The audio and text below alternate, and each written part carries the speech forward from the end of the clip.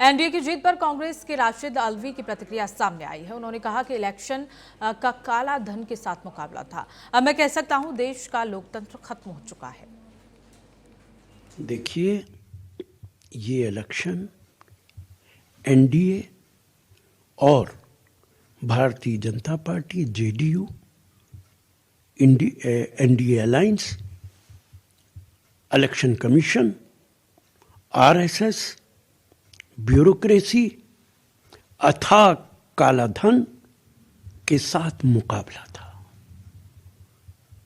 इस इलेक्शन के बाद मैं कह सकता हूं कि देश का लोकतंत्र खत्म हो चुका है। फैसले इलेक्शन कमीशन नहीं करता, फैसले पीएमओ से होते हैं। क्या यह संभव है कि 101 सीटें लड़ने वाली भारतीय जनता पार्टी 92, 93, 94 सीटें जीत रही है बिहार के अंदर? क्या बिहार के अंदर ये माहौल था? लेकिन साथ साथ मैं विपक्ष से भी कहना चाहता हूं, हर इलेक्शन के बाद सिर्फ बयानात देने से काम नहीं चलेगा। अगर लोकतंत्र को बचाना है तो स्ट्रेटेजी बनानी पड़ेगी कि हमें इलेक्शन कमीशन से भी लड़ना है और एनडीए से भी लड़ना है। और इसी पर हमारे साथ वरिष्ठ पत्रकार दीपक हमारे साथ जुड़े हुए हैं और इसी के साथ ही सहयोगी हमारी अपराजिता हमारे साथ लाइव जुड़ी हुई हैं। अपराजिता, अगर प्रशांत किशोर की बात कर ली जाए तो ये देखा जा रहा था कि एक बड़ा फैक्टर बनकर उभर सकते हैं प्रशांत किशोर, लेकिन जो प्रशांत किशोर का असर जो था इन चुनावों में बेअसर नजर आया। क्या वजह रही? बिहार की राजनीति को समझना बहुत मुश्किल बात है। अब आप देखिए, जैसा कि हमने पहले भी जिक्र किया है कि 2020 में एक नई पार्टी बनकर निकली थी पुष्पम प्रिया की पार्टी, पीपल्स पार्टी। वो भी जिस रफ्तार से आई थी उसी रफ्तार से उनको मुंह की खानी पड़ी थी, यानी कि उनका भी खाता नहीं खुला था। इसके अलावा अगर प्रशांत किशोर की बात करें तो प्रशांत किशोर जब यहाँ पर आए थे लगातार 3 साल से वो मेहनत कर रहे थे और ये आंकलन लगाया जा रहा था कि प्रशांत किशोर जिस रफ्तार से आए हैं, जो वो मेहनत कर रहे हैं, उसका असर आने वाले समय में दिखेगा। और इसके अलावा आपने जिस तरीके से देखा कि बिहार में जनसुराज से लगातार बड़ी तादाद में लोग जुड़ते हुए नजर आए, कई प्रत्याशी जुड़े, लेकिन इसमें एक ट्विस्ट ये था कि प्रशांत किशोर को रणनीतिकार माना जाता है और साथ ही कई लोग उनको बिजनेसमैन भी कहते हुए नजर आए। तो जिस तरीके से उन्होंने इस बार माहौल बनाया राजनीति का, जिस तरीके से लाठियां खाएं, जिस तरीके से मुद्दे उठा करके उन्होंने प्रोटेस्ट किया और उनके सहयोगियों ने प्रोटेस्ट किया, उससे यह कहा जा रहा था कि एक नई क्रांति बिहार में आ गई है। लेकिन बिहार के लिए कोई नई बात तो थी नहीं। बिहार में ऐसी कई क्रांतियां हुई हैं, चाहे आप जेपी आंदोलन की बात कर लीजिए या इसके अलावा आप 1995 की कोई भी क्रांति को उठा लीजिए। तो जिस तरीके से प्रशांत किशोर लगातार मुद्दे को उठाए, कुछ लोग उनके ऊपर भरोसा दिखाते हुए नजर आए, लेकिन मैटर यहां पर करता है मेजॉरिटी किधर जाती है। और मेजॉरिटी की बात करें तो मेजॉरिटी भी उनके तरफ थी, जितना हम जमीन पर थे हमने ये देखा था कि मेजॉरिटी उनके साथ थी। लेकिन दिक्कत कहां हुई? दिक्कत हुई जब धीरे धीरे ग्राफ जो था वो इंक्रीजिंग से डिक्रीजिंग मोड पे चला गया, यानी कि उठते हुए सीधे एक बैक आके नीचे गिरा। कि उसका सबसे बड़ा कारण ये था कि इधर आके प्रशांत किशोर जिस तरीके से अपनी रफ्तार धीमी कर लिए, चुनाव लड़ने से पीछे हट गए, और उसके अलावा जिस तरीके से उन्होंने सीट शेयरिंग के वक्त जब कहा था कि मैं उनको टिकट दूंगा, आम जनता को दूंगा जो उनके साथ 3 साल से कंधा मिलाकर चले हैं, लेकिन सीट शेयरिंग के वक्त हमने क्या देखा कि लोगों में आक्रोश नजर आया। उन्होंने उनको भी सीट दिया जिनके साथ उनके अच्छे बात रही, या फिर किसी ने पार्टी छोड़कर जनसुराज को चूज करने का यहां पर अपनी योजना बनाई। तो इस तरीके से एक परसेप्शन निकलकर सामने आया कि प्रशांत किशोर भी बिक गए, यानी कि बिजनेसमैन इज बिजनेसमैन। और प्रशांत किशोर भी लगातार इधर जिस तरीके से बॉम्ब ब्लास्ट हुआ उसमें भी उन्होंने बयानबाजी की, वो भी लोगों को आहत पहुंचाया। तो बिहार की जनता ने उनको नकार दिया और डिसअपॉइंटमेंट भी हुआ। सबसे बड़ा डिसअपॉइंटमेंट था उनका चुनाव नहीं लड़ना, क्योंकि लोगों ने ये कहा कि जब सेनापति ही गायब हो गया तो उनसे आप क्या उम्मीद कीजिएगा कि वो सत्ता की बागडोर संभालेगा। और प्रशांत किशोर का कॉन्फिडेंस देखिए, उन्होंने लगातार हर चैनल में ये कहा कि अगर नीतीश कुमार के लिए जो कहा जा रहा है 25 से 30 फिर से नीतीश, अगर नीतीश कुमार बिहार में 25 सीट से ज्यादा भी ले आए तो प्रशांत किशोर राजनीति छोड़ देंगे। लेकिन देखिए प्रशांत किशोर की बातें यहां पर झूठ साबित हुई। अब सबके ऊपर एक ही सवाल है कि प्रशांत किशोर क्या राजनीति छोड़ेंगे? तो ये सवाल आज एक क्वेश्चन मार्क बन करके लोगों के जहन में बैठा हुआ है। और प्रशांत किशोर फिलहाल तो अभी मीडिया में नजर आए नहीं है, तो वो देखने वाली बात होगी कि ये क्या निकलकर सामने आता है। लेकिन फिलहाल ये बात सत्य है कि बिहार की जनता ने उनको सिरे से नकार दिया है। और जैसी बातें निकलकर सामने आ रही थी कि किंग मेकर और किंग में बहुत अंतर आता है। बिल्कुल उसका अपराजिता, एग्जाम्पल बहुत आपके अंतर आता सामने है। है। हमारे साथ दीपक जी भी जुड़े हुए हैं, वरिष्ठ पत्रकार हैं। दीपक जी, अगर महागठबंधन की बात कर ली जाए, 50 का आंकड़ा तक महागठबंधन नहीं छू पाया, क्या कांग्रेस और आरजेडी के खराब परफॉर्म की वजह से ही हुआ? क्योंकि जब वोटर अधिकार यात्रा चल रही थी, दोनों एकजुट होने की कोशिश कर रहे थे, एकजुट होते हुए नजर आ रहे थे, लेकिन जैसे ही सीएम फेस का अनाउंस हुआ, उसके बाद कहीं ना कहीं ये जो मिलन था, ये जो परफॉर्मेंस थी उनकी, और ये जो बॉन्ड था, वो कहीं ना कहीं खराब होता हुआ नजर आया। तो ये वजह भी हो सकती है महागठबंधन की हार की। देखिए, जिस तरह से कांग्रेस और आरजेडी के संबंधों की बात करें, कांग्रेस के जो पिछले चुनाव में कांग्रेस को 70 सीट जीती राजद ने, मगर उस 70 में उन्होंने 19 पर ही जीत दर्ज की, जिसके चलते पिछले चुनाव में भी उनकी सरकार नहीं बनी।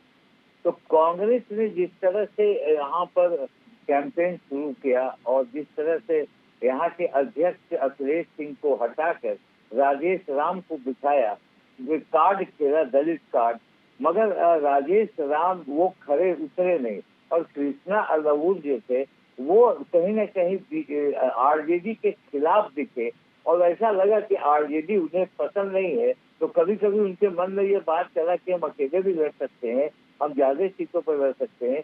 फिर बात हुई सीएम फेस को लेके, उसमें भी विलम्ब हुआ, फिर प्रचार में विलम्ब हुआ, फिर अंत में लालू और सोनिया की बातचीत हुई, तब अशोक गहलोत आए, अशोक गहलोत ने तब जाकर उनका नाम एज ए सीएम कैंडिडेट दे दिया।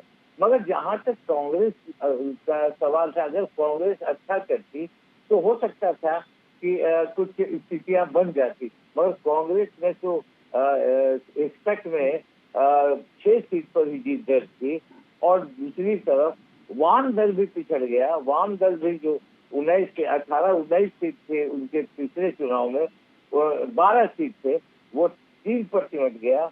और सबसे मजेदार हुआ कि वीआईपी, जिसको आपने उप मुख्यमंत्री का चेहरा घोषित किया, वो 0 पर आउट हो गए, यानी 4 सीट से पहले वो भी साफ हो गए। और वीआईपी जो 5 पार्टी थी, उसमें उसको 1 सीट आया, नई पार्टी थी, उसको 1 सीट आया। तो कहीं ना कहीं मिला के ये जो कॉम्बिनेशन हुआ, ये कॉम्बिनेशन फेल कर गया। और दूसरी तरफ जो इनका कॉम्बिनेशन था, वो कॉम्बिनेशन बहुत जबरदस्त हुआ। भाजपा 89 सीट यानी 15 की बढ़ोतरी कर दी। नीतीश कुमार ने तो कमाल किया, 85 है, उन्होंने 42 की बढ़ोतरी की। और लोजपा ने 1 सीट जीती थी, 18 की बढ़ोतरी की। और हम जो है वो 5 सीट जीती, 4 सीट जीती थी, 5 जीती, 1 की बढ़ोतरी की। और आरएलएसपी जो कुशवाहा की थी, 4 की बढ़ोतरी की। तो कहने का मतलब है कि ये जो चुनाव था, वो जो आपके घटक दल थे, आपके घटक दल सब फेल कर गए, आप भी फेल कर गए, क्योंकि आपको 50 का लॉस हुआ। आरजेडी को 50 सीटों का लॉस हुआ, 75 सीट थी, 25 पर ही आए।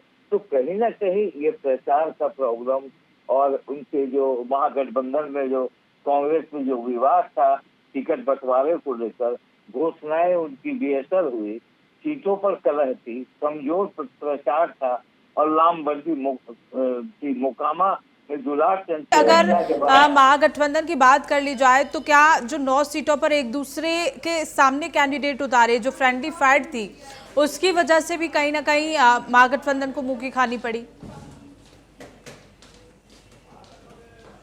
आपने फ्रेंडली फाइट करके अपने पैर में कुल्हाड़ी मार दी। आप तारतम्य में नहीं रहे, आपका गठबंधन तारतम्य में नहीं था। तो मिला जुला के अब महागठबंधन की क्या स्थिति होगी? अब तो मुझे लगता है कि 6 है कांग्रेस, 25 है। अब लोगों की नजर इन पर होगी, कैसे वो बताएंगे अपनी सीटों को, ये देखने वाली बात हो। धन्यवाद, धन्यवाद, धन्यवाद। अब मैं जी बिल्कुल दीपक जी, बहुत बहुत शुक्रिया आपका हमारे साथ जुड़ने के लिए।